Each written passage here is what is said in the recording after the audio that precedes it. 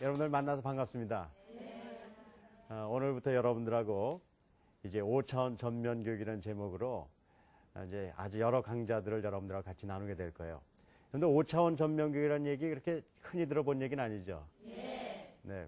뭐 당연히 그러실 거예요. 5차원 전면 교육이라는 말을 제가 하는 교육을 이렇게 그 규정지기에서 제가 만든 얘기이기 때문에 좀 낯설 거라고 생각합니다. 하지만 오늘부터 이제 이 강의를 통해서 5차원 전면 교육이라는 그런 기본적인 원리들을 여러분들하고 같이 나누고 또 함께 고민하는, 교육에 고민하는 문제들을 함께 해결하는 그런 시간들을 갖도록 하겠습니다. 여러분들 교육하면 굉장히 골치 아픈 얘기 아닙니까? 하지만 어떻게 보면요, 골치 아픈 얘기처럼 보이지만 이 교육이라는 것은 우리한테 가장 직접적으로 오는 이야기거든요. 우리가 이 세상을 살면서 단 한 번밖에 안 사는 인생이잖아요. 그 한 번밖에 안 사는 인생을 우리는 승리할 필요가 있어요.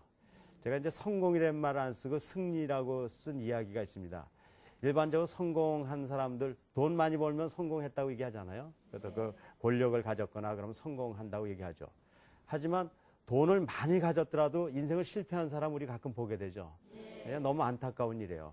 권력을 많이 가졌는데도 인생을 실패한 사람들도 보잖아요. 그래서 뭐 돈을 많이 가졌거나 권력을 갖는 것이 나쁜 거가 아니죠. 뭐 그건 다 필요한 거지만 어쨌든 그걸 갖거나 못 갖거나 한 번밖에 없는 인생을 승리하는 것은 매우 중요한 일이에요. 하지만 그것이 쉬운 일은 아니잖아요. 그래서 우리 자신이나 아니면 우리 자녀들한테 어떻게 하면 인생을 승리하는 것을 꼭 가르쳐주고 배워야 돼요. 전 그걸 교육이라고 생각합니다. 그래서 저는 지금부터 교육 얘기를 할 거지만 뭐 딱딱하고 복잡한 얘기를 할 것이 아니라 나 자신이나 우리 아이들이 어떻게 인생에 승리할 것인가 그런 얘기들을 좀 나눠봤으면 좋겠어요. 제가 이렇게 이제 교육 얘기를 이렇게 나누고 또 이런 얘기를 요즘 많이 하고 다니다 보니까요. 제가 뭐 하는 사람인가 궁금해 하는 사람들이 있어요. 저는 교육의 얘기를 하고 있지만 실제로 저는 교육을 전공한 사람은 아닙니다. 저는 제 일생의 대부분을 과학자로 살아온 사람이에요. 제가 83년도에 재료공학으로 박사학위를 하고 저는 한국의 그 대덕연구단지라고 아시나요? 네, 그 대덕연구단지의 원자력 연구소에 가서 1996년도에 제가 중국에 있는 연변과학기술대학교 부총장으로 갈 때까지 12년간 저는 원자력 계통에 연구를 해온 과학자입니다. 제가 주로 연구한 것은 이 그 원자력 발전에 쓰이는 핵연료라는 거 들어보셨죠? 그 핵연료를 개발하는 일에 제가 책임을 맡아왔고 또 초전도체라는 물질을 들어보신지 모르겠는데요. 초전도체라는 아주 새로운 물질을 개발하는 일을 주로 해왔어요. 이 초전도체를 이용하면요 강력한 자석을 만들 수 있기 때문에 자기 부상열차라고 들어보셨는지 모르겠어요. 기차가 이렇게 공중에 한 10cm 정도 떠서 빨리 가는 그런 그 기차를 만들 수 있는 그런 이제 자석을 만드는 연구를 제가 주로 해왔고요. 그러다가 제가 이제 아까 말씀드린 대로 96년도에 중국에 가서 우리 조선족들하고 이제 그 중국에 사는 걸 한족을 가리키는 그런 교육을 하게 됐지만 그래도 저는 제 일생을 이렇게 과학자로 살아온 사람이에요. 그런데 이 과학자로 살아온 사람이 요즘 이렇게 교육 얘기를 많이 하고 다니니까 왜 과학자가 저런 얘기를 하고 다니는가 굉장히 궁금해하는 사람들이 많이 있어요. 저도 그렇게 된 데는 이유가 있습니다. 제가 한 7, 8년 전쯤으로 기억되는데요. 우리 큰아이가 중학교 2학년 때였어요. 제가 우리 아이하고 대화를 하다가 좀 제가 충격을 받은 사건이 있었습니다. 제가 우리 아이한테 이런 질문을 했어요. 야, 너는 이 다음에 커서 어떤 사람이 되고 싶으냐? 그런 질문이었어요. 여러분들도 그런 거 자주 물어보시잖아요. 그런데 우리 아이가요. 저는 이렇게 대답할 줄 알았어요. 아빠, 난 커서 이런 사람이 되겠습니다. 그럴 줄 알았는데 아빠, 저는 이 다음에 커서 되고 싶은 게 하나도 없어요. 그러더라고요. 야, 그래서 어떻게 사람이 되고 싶은 게 없냐 그랬더니 되고 싶은 건 없는데 이 다음에요. 꼭 되고 싶지 않은 게 하나가 있대요. 자기는.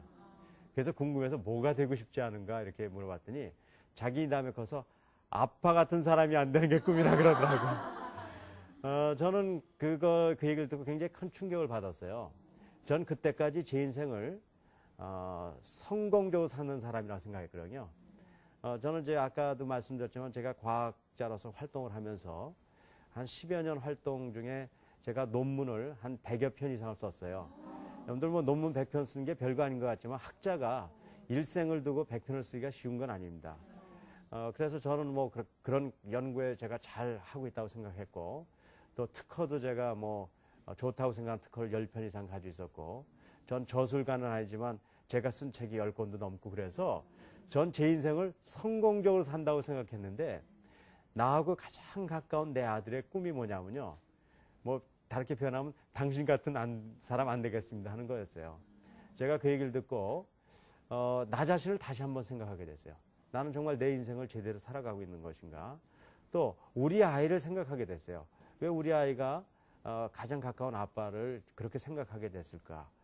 과거에 제가 이제 과학 활동을 통해서 물질에만 관심을 갖다가 결국 인간에 대한 관심을 갖게 된 것이고, 인간의 관심은 결국은 교육에 대한 관심이더라고요. 그래서 제가 그때부터 좀 이런 교육에 관심을 갖고, 왜 우리가 이런 그 교육에 여러 가지 어려움이 있는가를 그때 한 가지 한 가지 알게 됐어요. 그때 그 제가 경험을 통해서 우리가 갖고 있는 교육에 크게 두 가지 문제가 있기 때문에 우리가 참 어려움을 겪는 걸 알게 됐어요. 첫 번째 어려움은 이런 거더라고요. 우리 교육에 약점이 있는데요. 첫 번째는 이런 약점이에요. 성적과 실력의 괴리가 있는 거예요. 뭐냐면요, 영어 성적은 높은데요, 영어는 잘 못해요. 역사 성적은 높은데요, 역사 의식이 없어요. 어떤 사람은요, 윤리 성적은 높은데요, 윤리성이 없어요. 어처구니 없이요, 체육 성적이 높은데요, 건강하지 못한 사람이 많다고요. 저도 과학자지만요, 과학 성적이 높지만 과학적 사고방식을 가지 못한 사람이 너무나 많이 길러지는 거예요. 그러니까 개인적으로요, 그냥 열심히 이런저런 방법을 해서 성적은 높아놨는데 실제로 거기에 걸맞은 실력이 없으니까요, 그 사람이 이 세상을요 승리시킬 수 있는 그런 힘이 없는 거예요. 이것이요, 개인적인 것으로 끝나면 괜찮은데요, 이것이 개인적이 아니에요. 실제로 어떤 한 집단과 조직, 국가의 성격을 규정져요. 우리나라도 마찬가지예요. 우리나라 이렇게 겉모습을 보면요, 경제 이렇게 무역 같은 거 이렇게 그 활동하는 걸 보면 세계 한 10매 뒤에 들어간다고요. 그런데 한 국가의 진짜 실력을 나타내는 것은 국가 경쟁력이라고 얘기하는 것이에요. 근데 우리나라 국가 경쟁력은요, 어떤 통계를 보면요, 20위, 어떤 통계는 30위, 어떤 통계는 40위까지 떨어지는 경우가 있어요. 그러니까요, 겉모양은 괜찮은데 그거에 걸맞는 실력이 없는 거예요. 그러다 보니까는 여러 가지 불안하기도 하고, 우리가 지금 현재 한국 자체에서 겪는 어려움들이 있잖아요. 그것을 치고 나갈 수 있는 힘들이 약화되어 있는 것이에요. 이것이 첫 번째 우리 교육의 약점입니다. 성적과 실력의 괴리. 그런데요, 이거보다 더 심각하고 가슴 아픈 또 하나의 우리의 문제가 있어요. 그건 뭐냐면요, 교육이라는 것은 결국 인간의 문제를 다뤄야 되잖아요. 근데 우리 교육은 지금 성적 위주로 가다 보니까 인간의 문제를 다루는데 상당 부분에 실패했잖아요. 아주 극단적으로 얘기하면요, 우리나라에서는요, 성적이 나쁘면요, 실력을 쌓을 수 있는 기회를 박탈당해요. 다시 얘기하면요, 사람 대접을 받기가 어려워요. 한번 성적 떨어지면요, 그 아이가 그걸 딛고 일어설 수 있는 힘이 줄 수가 없다고요. 그러니까는 많은 아이들이 거기서 고통을 당하죠. 근데 학생들이 고통을 당하면 누구도 고통당하는 거예요. 근데 부모들이 고통당하고요. 학생과 부모가 고통을 당하면 그것이 한 국가가 고통을 당하는 거란 말이에요. 근데 이런 가운데 저도 우리 아이가 고생하고 힘들어하고 그런 걸 내가 알게 됐어요. 그런데요, 이걸 알게 되더라도 별 뾰족한 수가 없더라고요. 이것을 해결하려고 봤는데요, 해결할 길이 별로 없는 거예요. 학교에서도 해결하기가 참 어렵다는 거 아시잖아요. 요즘 오죽하면 학교에서조차도 이제 우리 교육이 붕괴된다 이렇게 얘기를 하겠어요. 뭐 언론도 그런 그 얘기들을 하고요. 그러니 학교에서도 어렵고, 그렇다고 어떤 다른 방법이 있는 것도 아니고, 또 부모라고 해서 우리가 뾰족한 수가 있는 게 아니잖아요. 저도 마찬가지였어요. 우리 아이를 도와주고 싶은데 아무리 방법을 찾아봐도 별로 없는 거예요. 그래서 제가 그때 어떻게 했냐면요, 저는 과학자로서 쭉 연구만 해온 사람이기 때문에 연구를 하기 시작했어요. 이 두 가지 문제를 어떻게 해결할 것인가. 그러다가 제가 해결책을 찾았습니다. 그게 바로 오늘부터 여러분들과 얘기 드리려는 바로 5차원 전면교육이에요. 제가 처음에요, 나름대로 그 해결책을 찾고요, 조그만 책을 썼어요. 지금부터 한 7년 전, 바로 그냥 7년 전 얘기죠. 그때 쓴 책이 뭐냐면 DY 학습법이라는 책이에요. 제 이름이 원동현의 이 동현의 그 영어 이니셜 따서 DY 학습법이라고 썼는데요. 그 책이 나가고 나서요. 많은 사람들이 굉장히 공감대를 많이 가졌어요. 그런데 그 위에 바로 제가 96년도에 중국의 이제 연변과학기술대학으로 가게 되면서 한국에서 이런 교육을 이렇게 같이 나눌 수 있는 기회는 별로 없었습니다. 하지만 중국 가서 제가 우리 학교에 있는 학생들을 그렇게 가르치기 시작하고 그것이 또 중국의 연변 지역에 있는 조선족 또 학교 애들 또 한족 학교 그래서 지금은 중국에 이미 한 10개 이상이 넘는 학교가 이 교육을 실시하고 있고 또 제 책이 중국어로 번역이 되기도 하고 그게 이제는 또 몽골로 그게 가게 됐어요. 그래서 몽골에서는 지금 몽골의 국가가 이 5차원 전면 교육을 이렇게 국가적으로 시행하게 됐습니다. 그래서 몽골 그 수도인 울란바토르 시교육청에는 이런 교육이 실제적으로 교장단들에게 교육하는 그런 프로그램이 진행되고 있고요. 그것이 이제 러시아로 넘어가고 또 필리핀으로 가고 작년부터는 이제 미국에서도 시작되고 그래서 지금 현재 해외에서는 제 책이 한 5개국어로 번역돼서 한 13개국에서 이런 훈련이 되고 있습니다.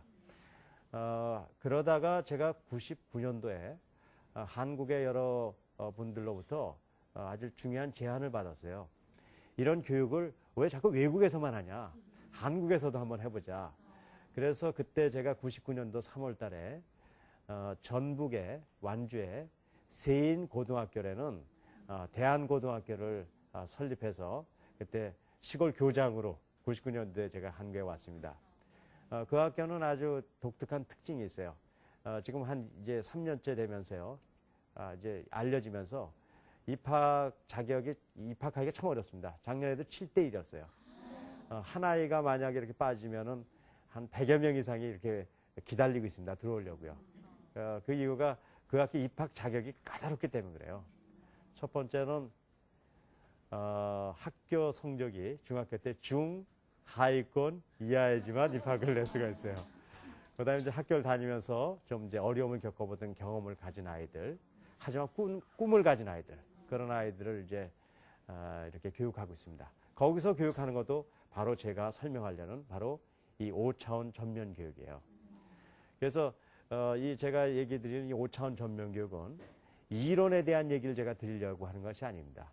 우리가 현장에서 현실적으로 우리 가정에서 우리 학교에서 우리 교육에 일어나는 문제들을 해결하는 그런 하나의 대안으로서 제가 여러분들하고 이야기 드리려고 합니다. 자, 그러면은 이제 지금부터 제가 소개도 했고 또 5차원 전면 교육이 어디서 이렇게 진행되는가도 말씀드렸으니까 본격적으로 5차원 전면 교육이 무엇인가 설명드릴게요.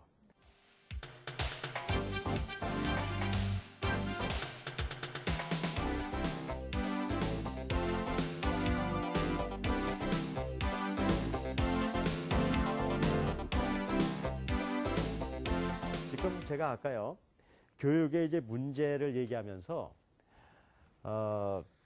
성적과 실력의 괴리 또 아이들이 고통당하는 얘기를 했잖아요. 왜 이런 일이 생기는가를 우리가 이유를 살펴봐야 돼요. 그 이유가 있어요. 우리 지금 현재 우리 교육의 가장 큰 목표는요. 우리 아이들을 좋은 곳에다 올려다 놓자는 거예요. 그런 거 아니에요? 성적을 높이고 좋은 학교 보내고 좋은 직장 보내고 그래서 인생을 아주 잘 살아보자는 거예요. 그래서 다 좋은 곳에 높이려고 노력을 해요. 그런데요, 이것이 나쁜 것은 아니에요. 그렇잖아요. 좋은 데 가려는 게 왜 나쁩니까? 그건 나쁘진 않아요. 하지만 이것이 현실적으로 문제가 있어요. 자, 봅시다. 100명의 학생들이 공부해요. 그런데 모든 아이가 다 좋은 곳에 갈 수 있습니까? 없습니까? 없죠. 그 중에 10명 정도가 상위권이 가잖아요. 그러면 몇 퍼센트가 여기 간 거냐면 10%가 간 거예요. 이걸 생각을 해야 돼요. 10%가 여기 갔다는 얘기는 뭐냐면요. 100명이 다 좋은 데 가려고 노력하지만 노력해봤자 10명만 가고요. 나머지는 다른 데 가 있게 된다는 거예요. 이게 현실이에요. 이게 현실인데요. 모두 여기 가려고 노력하다 보니까요. 여기 못 간 나머지 90%는 자동적으로 불행해져 있는 거예요. 그러니까 우리 교육은요. 그냥 근본적으로 불행하게 살 수밖에 없는 그런 교육이 된 거예요. 이런 현실에서 그럼 우리 아이들을 아니면 내 자신이 어떻게 이제 행복하게 이 인생을 승리시키지 수 있냐는 것이에요. 그 방법이 있어요. 그건 뭐냐면요. 이런 것들을 교육해야 돼요. 첫 번째, 우리 아이들을 좋은 데 가도록 노력하는 거 해야 돼요. 나쁜 거 아니에요. 합시다. 하지만 못 갈 수도 있잖아요. 그 경우 포기되는 게 아니라 비록 어려운 처지에 놓여 있더라도 이것을 극복할 수 있는 힘을 길러주면은 이 아이들은 인생을 성공시킬 수 있어요.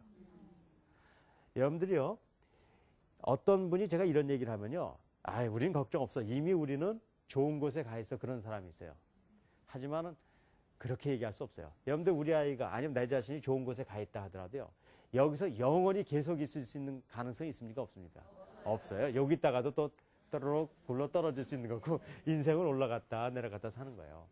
그래서 우리가 이런 데서 정말 성공할 수 있는 방법을 가르쳐 주려면요, 좋은 곳으로 가는 방법도 알려주지만 어려운 곳에 있더라도 그것을 이기고 극복할 수 있는 힘을 같이 길러주기만 하면은 그들이 인생을 성공시킬 수 있단 말이에요. 그래서 제가 관심 있는 것은 비록 우리가 어디에 있든지 그것을 그곳에 있는 어려움을 극복하고 이길 수 있는 힘을 길러주는 것이 우리 교육의 첫 번째 목표가 되어야 된다는 것이에요. 혹시요, 이런데 좋은데 공부도 잘하고 돈을 많이 벌면 성공할 거라고 생각하잖아요. 그런데 여기가 더 위험한 곳이에요, 사실은요. 여러분들 다 알잖아요. 이미 우리가 알고 있잖아요. 돈이 없으면요, 못된 짓 할 것도 별로 없어요. 그렇죠? 근데 돈은 있는데요, 내가 그것을 관리하고 잘 인격적인 훈련이 안 되면 그것이 나한테 독이 되는 거예요. 그래서 이런 데 가 있는 것이 어떤 때는 더 위험할 수도 있어요. 그래서 여기도 위험하고 여기도 힘든 가운데 있잖아요. 이걸 극복할 수 있는 힘을 길러줘야 되는 거예요. 그럼 어떻게 하면 이 힘이 생기는가를 연구해 보니까요, 그 힘을 생기게 하는 방법이 있어요. 그건 뭐냐면요, 내가 참 가치 있는 인간이다 하는 것을 내가 자신 있게 생각할 때 그 사람은 어떤 어려움이라도 그걸 이길 수가 있어요. 실제로요, 아무리 좋은 데 있더라도요, 내가 가치 없다, 내가 무슨 쓸데없는 인간이다 생각하면은 함부로 막 살고 그러잖아요. 그래서 결국은 인간이 승리하는 방법은요, 내가 가치 있는 인간이라는 걸 깨닫는 거죠. 그런데 어떨 때 가치 있는 인간이라고 생각하는가를 우리가 알아야 되잖아요. 어떤 때 가치 있다고 생각하냐면요, 인간은 자신이 갖고 있는 소질, 능력, 탤런트 이런 것들이 있잖아요. 이것을 최대한 발휘했을 때 가치 있다고 생각해요. 예를 들어 볼게요. 우리 교육에서 가장 안타까운 것 중에 하나가 공부 때문에 자살하는 아이들이 생기죠. 이건 너무너무 안타까운 얘기예요. 그런데요, 아주 성적이 낮은 애들 중에서 자살하는 아이들은 없어요. 공부를 적어도 어느 정도 잘하다가 조금 떨어졌는데 마음의 상처가 있어서 자살하잖아요. 그러면요, 10등 하는 아이가 자살했다고 봐요. 그러면요, 4, 50등 하는 아이는요, 이 아이가요, 자살하는 아이를 보고 이상하게 생각하잖아요. 나는 어떻게 하면 저렇게 공부를 잘하나 생각한단 말이에요. 그러니까 얼마나 내가 어떤 위치에 있느냐가 아니라 내가 갖고 있는 소질과 능력과 탤런트를 최대한 발휘했느냐가 가치감을 갖게 하는 거예요. 그러니까 어디에 있건 간에 자신의 소질과 능력과 탤런트를 최대화하는 방법을 가르쳐줘야 돼요. 그러니까 성적이 높더라도 그거가 있어야 돼요. 성적이 낮더라도요, 자신의 소질과 능력을 극대화할 수 있는 방법은 알면은요, 그 아이는 인생을 성공시킬 수 있단 말이에요. 그런데 실제로요, 이것이 굉장히 중요하긴 하지만 자신의 탤런트를 최대한 발휘한다는 것이 어려울까요, 쉬울까요? 어려워요. 말은 많이 하지만 그것이 되기는 어렵단 말이에요. 하지만요, 저는 지난 이렇게 몇 년간의 이렇게 경험과 연구를 통해서 어느 누구도, 여기 있는 어느 누구도, 여러분들도 마찬가지고 여러분들 자녀도 마찬가지예요. 어느 누구도 제가 지금 얘기 드린 세 가지 원리만 이해하면 누구나 자기가 갖고 있는 소질과 능력과 탤런트를 최대화시킬 수 있는 방법이 있다는 것이에요. 그래서 저는 지금 그 얘기를 하고 싶은 거예요.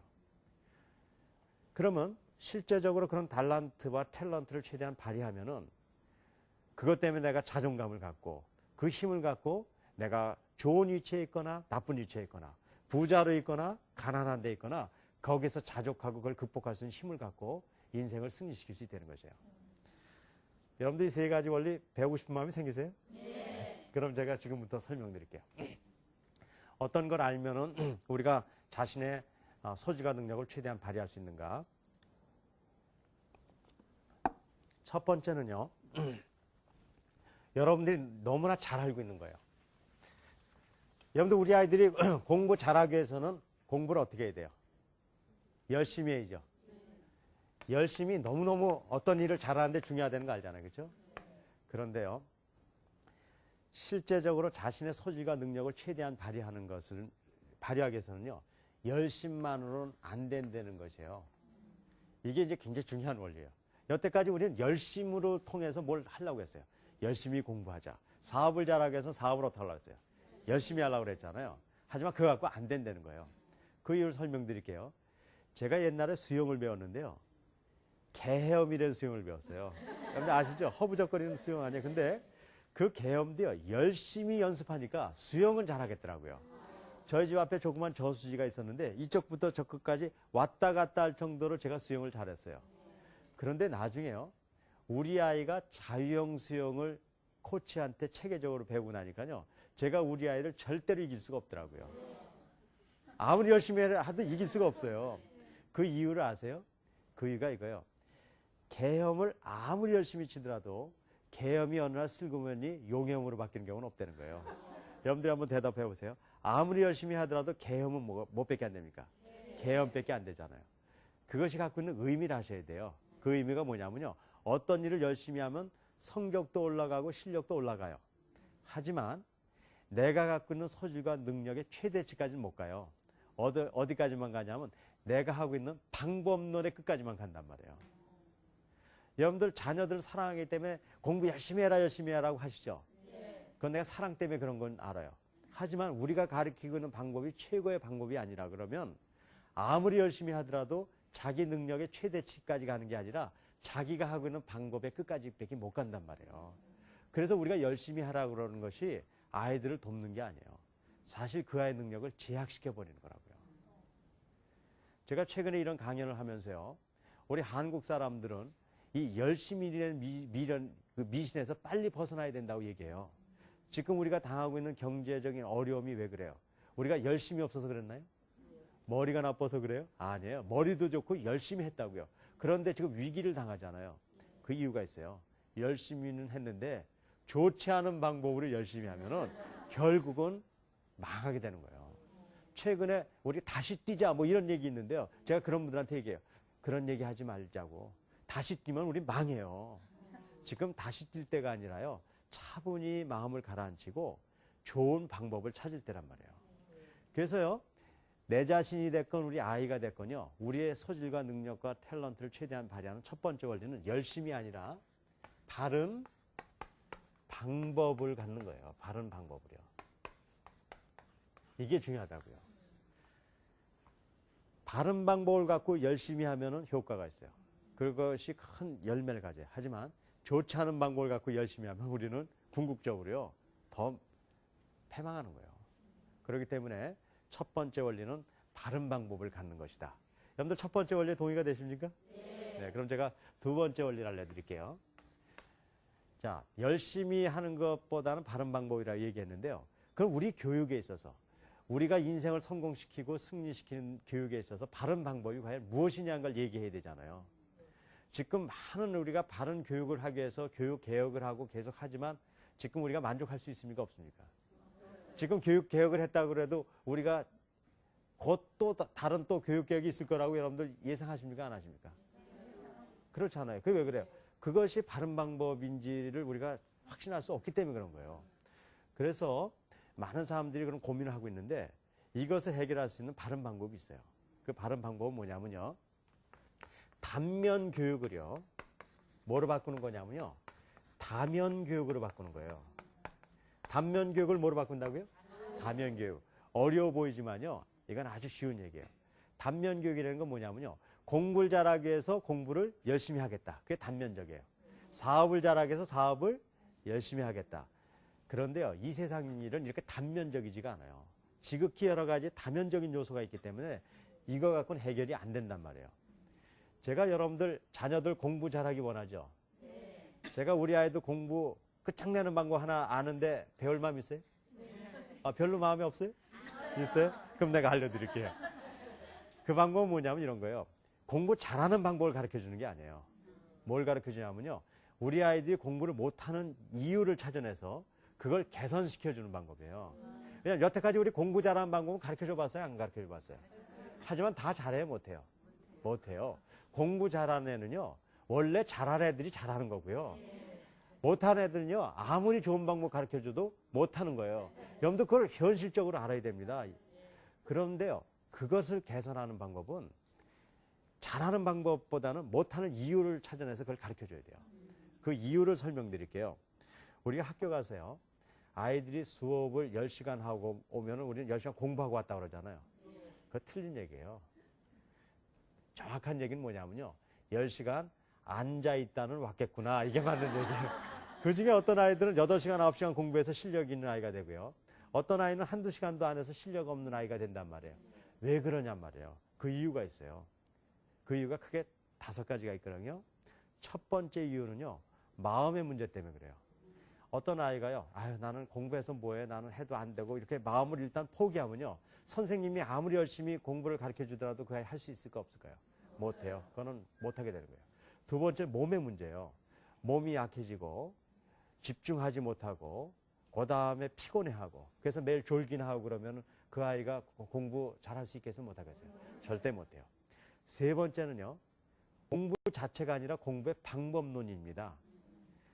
아무리 열심히 하더라도 공부 방법이 나쁘면은 효과가 없어서 좋은 결과를 나타낼 수가 없어요.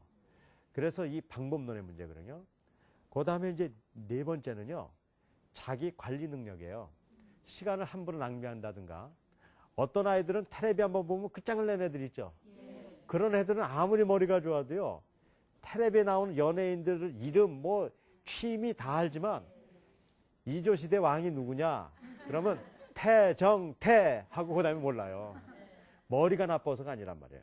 자신을 통제할 수 있는 능력, 관리할 수 있는 능력이 약화되면 공부하지 못하는 거예요. 마지막으로요, 인간관계에 문제가 생기면 공부를 못해요. 좀 이상한 거 같이 들리지 모르지만 그게 굉장히 중요한 문제예요. 이미 한국이나 외국에 다 통계가 있는데요, 성적이 좋지 않은 아이들이 부모하고 관계가 나쁘다는 통계가 나와 있어요. 근데 특히요, 안타깝게도 우리나라에서는요, 엄마하고 관계가 나쁘다는 거예요. 그걸 이렇게 설명하고 있어요. 부모와 자식 간의 관계가 나쁘면 갈등이 생기잖아요. 근데 그 갈등을 풀어야 되는데 우리 아이들은 그 갈등을 풀 만한 힘이 없잖아요. 그래서 어떻게 하냐면 자학을 한대요. 어떤 자학을 하냐면 내가 미워하는 사람이 나를 통해서 얻으려고 하는 걸 안 해버리는 거예요. 그런데 그런 부모일수록 공부해라 공부해라 못 살게 구니까 아이들이 공부 안 하는 걸 어떻게 하는 거예요? 안갚음을 하는 거예요. 이 동일한 것이 학교에서도 일어나고 있어요. 학교에서 어떤 선생님이 미우면요, 그 과목 성적이 떨어지는 거 알고 있죠? 여러분들도 학교 다니셨을 때 그랬잖아요. 그러니까요, 인간관계가 아이들을 공부하지 못하게 하는 거예요. 사실 제가 최근에 이렇게 한국에 와가지고 검토해 보니까 공부 못하고 어려워하는 애 굉장히 많은 아이들이 부모들의 관계가 나빠져서 그렇고 선생님들의 관계가 나빠져서 결국은 애들이 공부를 못하게 되는 거예요. 자, 제가 공부를 못하는 이유를 5가지를 들었는데 한번 좌우 얘기해 봅시다. 처음에 마음의 문제라고 얘기한 심력이라는 게 있어요. 그렇죠? 몸의 문제라고 얘기한 체력, 학습의 방법론이라고 얘기한 지력, 그 다음에 자기관리 능력, 인간관계 5가지가 있다고요. 잘 보세요. 이 5가지가요, 공부를 못하게 하는 이유인데 이 5가지가 공부 자체하고 직접적인 연관이 있습니까? 없습니까? 있어요. 결과는 있지만 공부 자체는 아니잖아요. 공부를 못하는 이유가 공부 자체하고는 상관없는데 우리는 공부를 잘하게 하려고 공부를 열심히 하라고 한다고요. 그러니까 이게 되겠어요? 안 되겠어요? 안 돼요. 이건 뭐가 똑같으냐면요, 왼발이 가려운데 오른발을 계속 긁어대면서 왜 시원하지 않느냐는 거하고 동일한 것이에요. 그래서 우리나라 교육의 문제가 해결되지 않는 것이에요. 공부를 못하는 이유가 다른 데 있다니까요. 그래서 제가 우리 아이들이 공부도 하고 실력을 쌓을 수 있는 방법을 알게 됐어요. 그건 이거예요. 마음의 문제가 있는 애들에게 공부해라 공부해라 못 살게 굴어서 더 안 하게 만드는 게 아니라 그 마음의 문제를 해결시켜 줄 수만 있다 그러면요, 마음의 문제가 해결되는 거로 끝나는 것이 아니라 그것이 해결되고 나면 애들이 뭘 할까요? 공부를 한다니까요, 스스로요. 몸의 문제를 해결시켜주고 학습의 방법론을 개선시켜주고 자기 관리 능력을 키워주고 인간관계의 문제를 해결시켜주면은 그 아이들이 그런 문제가 해결된 거로 끝난 것이 아니라 이제 자기가 인생을 다시 살면서요, 자기의 실력을 쌓고 자기의 능력을 길러가고 정말 자기의 탤런트를 길러가면서 인생을 승리시킨다는 것이에요. 그래서 우리 교육이요, 단면적인 교육이기 때문에 지금 해결이 안 나는 거예요. 어떤 교육을 해야 돼요? 다면적인 교육을 해야 된단 말이에요. 이걸 조금 이해하기 쉽게 제가 좀 차트를 보고 설명드릴게요. 이 그림은 아주 재밌는 그림인데요. 리비힐이라는 과학자가 자기의 그 과학적 이론을 설명하기 위해서 만든 이론이에요. 이게 물통이 있는데요. 나무 조각을 이렇게 이어서 만든 물통이 있어요. 근데 이 나무 조각이 다 완전하면 물통에 물을 가득 채울 수 있죠. 그러니까 물통의 소질을 최대한 발휘한 거예요. 그런데 다른 나무 조각이 다 완전해도 한 조각만 부러지면은 글로 물이 새버려 가지고 결국 물통에 물을 가득 채울 수 없잖아요. 이건 아주 중요한 건데 이건 이런 겁니다. 어떤 사람이 됐건 조직이 됐건 시스템이 됐건 그것을 구성하고 있는 요소가 다 완전하면은 그 시스템의 능력이 최대로 발휘되지만 그 중에 하나만 부러져도 자기의 소질과 능력을 다 발휘하지 못한다는 거예요. 이런 보편적인 이 그 자연계 법칙이 교육에도 그대로 적용될 수밖에 없죠. 우리 사람을 물질이라고 봤을 때요. 이 사람을 구성하고 있는 요소가 아까 설명드린 5가지 요소예요. 기억나죠? 집력, 그 다음에 체력, 지력, 자기관리 능력, 인간관계의 5가지란 말이에요. 이것을 다 완전히 아주 전면적으로 훈련하면은 자신의 탤런트를 다 발휘하는 건데 이 중에 하나라도 부러지면 자기 능력을 발휘하지 못하는 거예요. 뭐 공부도 많이 시키고 뭐 여러 가지를 했는데 어느 날 몸이 상해가지고 침대에 누워버리면요. 그 사람은 침대에 누워있는 만큼만 살다 가는 거 아니에요. 그러니까요. 지금 우리 이제 교육의 문제가 뭐냐면요. 우리가 지력이면 지력 이런 거 한 군데만 지금 집중하잖아요. 그러니까 겉모양 보기에는 그럴듯해 보여요. 하지만 그 안에 뭘 못 채우는 거예요. 내재적인 실력들을 채울 수가 없는 거예요. 다 흘러버리고 마는 거예요. 그래서 진짜 어떤 한 인간이 자신의 실력을 채우기 위해서는요. 이 5가지 요소를 부분적으로 훈련하는 것이 아니라 어떻게 돼요? 전면적으로 교육해야 된다고요. 그래서 제가 하고 있는 교육을 5차원 전면교육이라고 부르는 거예요. 이게 복잡하고 어려운 얘기가 아니에요. 인간을 구성하고 있는 5가지 요소, 지력, 심력, 체력, 자기관리 능력, 인간관계가 있는데 이 5가지를 부분적이 아니라 어떻게 키워야 된다는 거예요.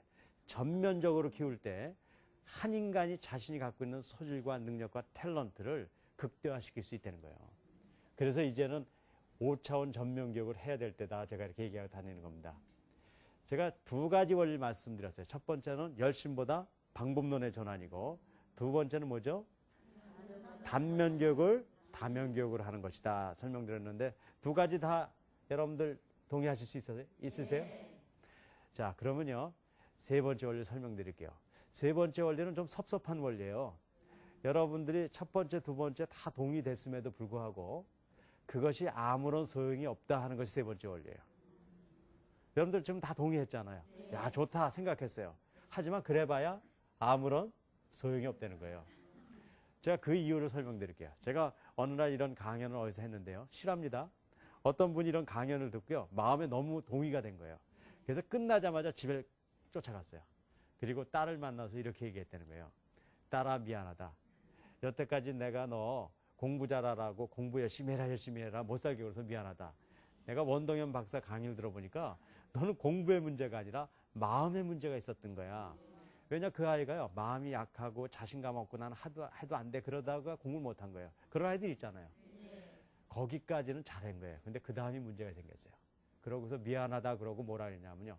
야, 너 이렇게 마음이 약해서 어떡하냐? 너 지금부터 마음을 단단히 먹고 살아 그랬다는 거예요. 그럼 그 아이가 마음이 강해집니까? 어떤 사람이 몸이 약하면 우리 뭐라고 얘기하냐면요. 열심히 운동해서 건강한 사람 되라 그런다고요. 그렇다고 해결이 되나요? 어떤 아이가 공부하는 방법이 어리석어요. 그런 아이들 불러다 우리 뭐라고 얘기하냐면요. 인생은 그렇게 어리석게 살면 안 된다. 지금부터 지혜로운 인간이 되라 그런단 말이에요. 그럼 지혜로워집니까? 어떤 아이가 시간을 함부로 낭비하고요. 자기의 삶을 제대로 못 살아요. 그런 아이들 불러다 우리는 뭐라고 얘기하는지 아세요? 인간이 그렇게 살면 안 되지. 젊음이라는 것은 아침 이슬처럼 사라지는 거야. 너 지금부터 시간을 황금처럼 아껴 써라. 그렇게 얘기해요. 그러면 아껴 쓸 수 있습니까? 안 돼요. 어떤 아이가요. 인간관계가 깨져가지고 마음에 깊은 상처가 있는 아이를 불러다가 놓고 이러는 거예요. 얘야 그렇게 살면 안 된다. 부모에게 효도하고 선생님 존경하고 뭐 어쩌고 저쩌고 바른 인간이 되라 이렇게 얘기해요. 그럼 그런 인간이 됩니까? 안 돼요. 만약에 그것이 해결책이라 그러면요. 우리나라 교육에는 문제조차도 없어요.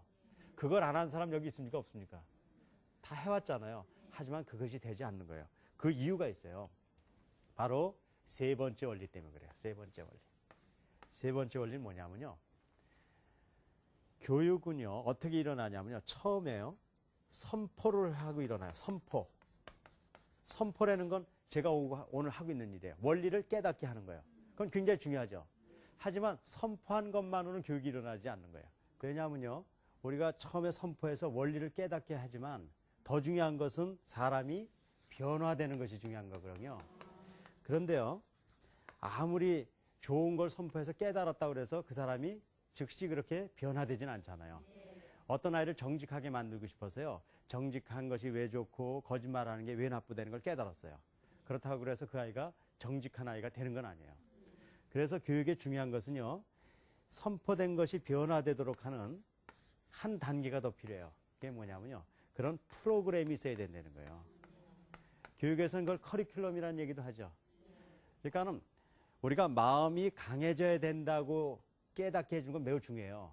하지만 그거 못지않게 중요한 것은 마음을 강하게 만들어줄 수 있는 뭐가 있어야 돼요? 프로그램이 있어야 된다고요.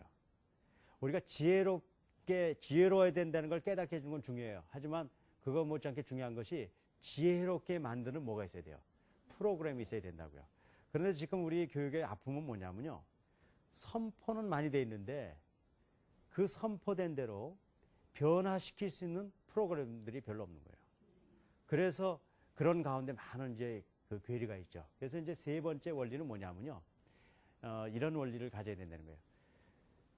깨달은 원리대로 변화시켜 줄 수 있는 뭐가 있어야 되는 거예요. 프로그램 혹은 커리큘럼이 있어야지만 어떤 사람이 자신의 달란트를 발휘할 수 있다는 것이에요.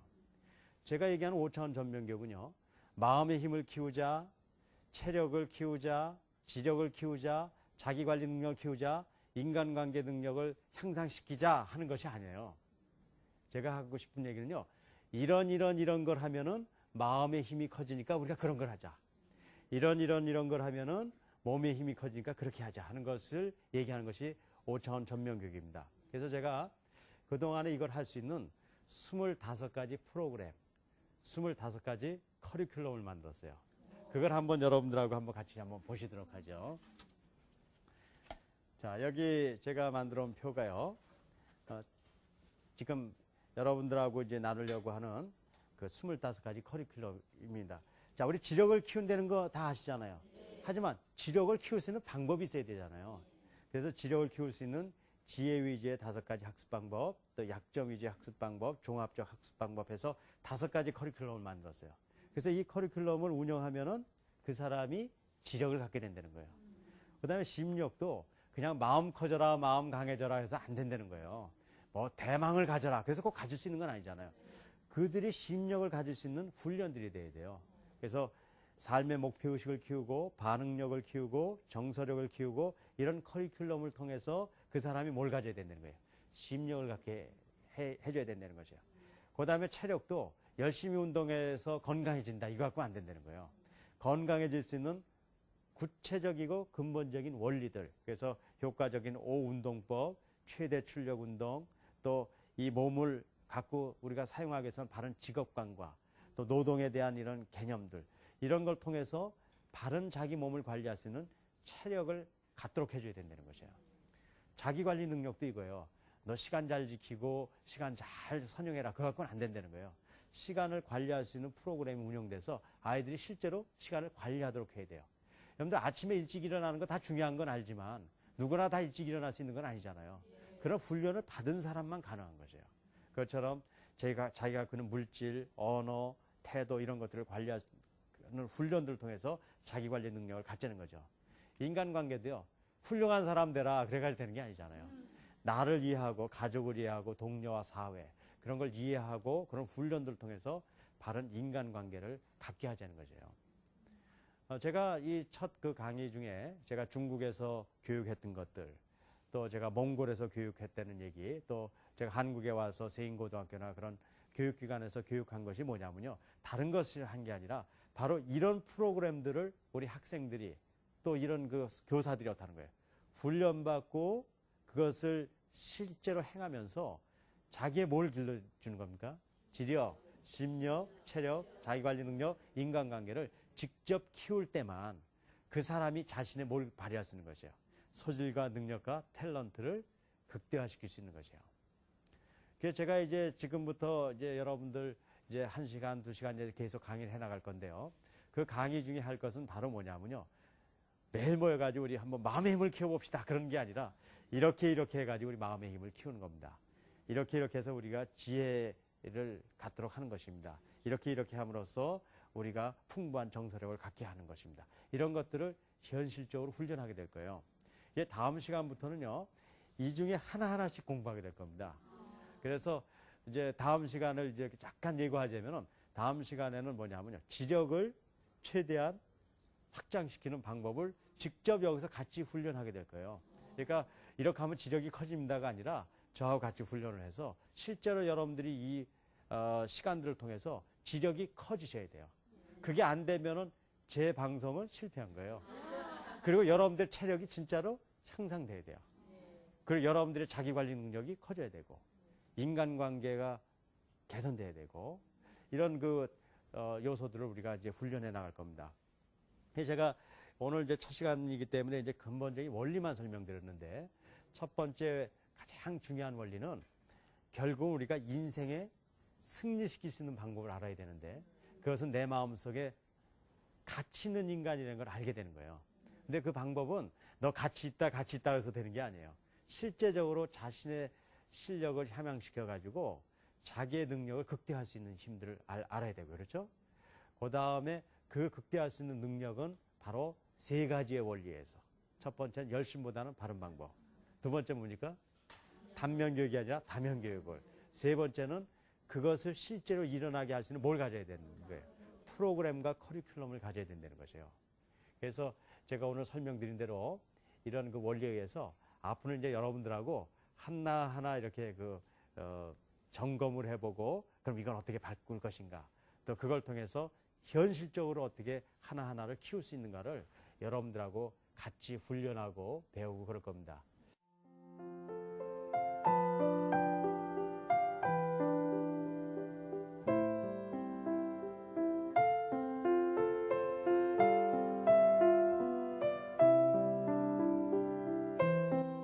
제가 오늘 첫 시간 이 정도 마치고 여러분들하고 이제 뭐 질문도 갖고 그런 시간들을 가지면서 좀 마무리를 좀 줬으면 좋겠어요. 네, 박사님 강의 잘 들었습니다. 저희 아이에 대해서 문제점이 있어서 좀 여쭤보고 싶은데요. 다른 게 아니고요. 학교 선생님하고 같이 가서 상담을 하다 보면요. 항시 아이가 수업 시간에 집중력이 떨어진다고 하면서 그렇게 자꾸 졸든가 이렇게 뭐 엉뚱한 짓을 한다든가 하는 그런 말씀을 하시면서 항상 걱정을 하시거든요. 근데 집에 와서 보면은 컴퓨터 할 때 보면 엄청나게 집중력이 뛰어나거든요.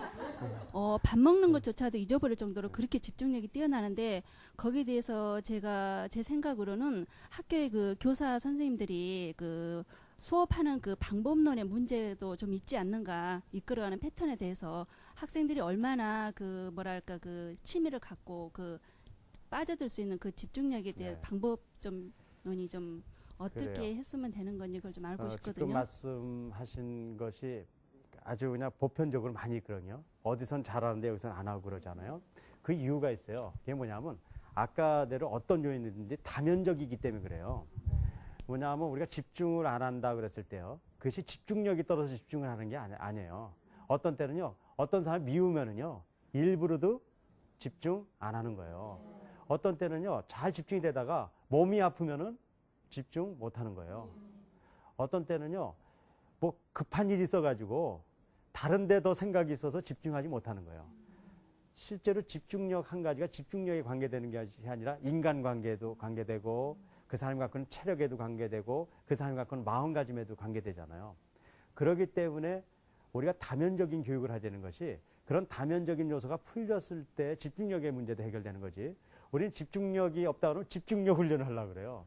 그러니까는 잠깐 반짝은 하지만 실제로 본질적인 훈련을 못하는 거죠. 그래서 그 아이가 가진 요소들을 이렇게 고쳐주려면 아까 얘기대로 다면적인 요소를 훈련해야 된다는 것이 기본적으로 이 원칙이고요.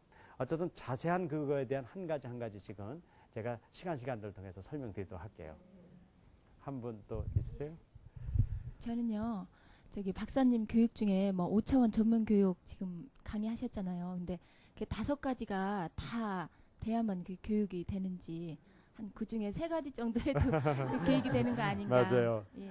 저도 그런 생각 많이 해봤어요. 왜냐하면 지금 그 우리가 교육을 하는데 공부시키는데도 지금 시간이 없는데 다른 거 할 시간이 어디 있냐 이렇게 얘기하잖아요. 그래서 실제로 많은 사람들이 공부를 집중시키기 위해서 우리가 인성 자체를 어떻게 되냐면 무시할 수밖에 없고 다른 걸 못 한다고요. 하지만 그렇지 않다는 거예요. 왜 그러냐면요.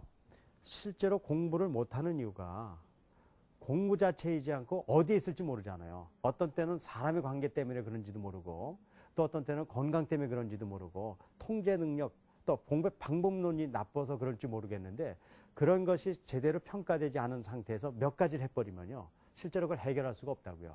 그렇게 하고 제가 가진 경험을 말씀드릴게요. 나중에 자세한 설명을 드리겠지만 실제로 다른 거를 한 것이 공부를 방해 놓지 않는다는 거예요. 운동한 것이 공부에 직접적인 도움이 돼요. 그거 이해되지 않으세요?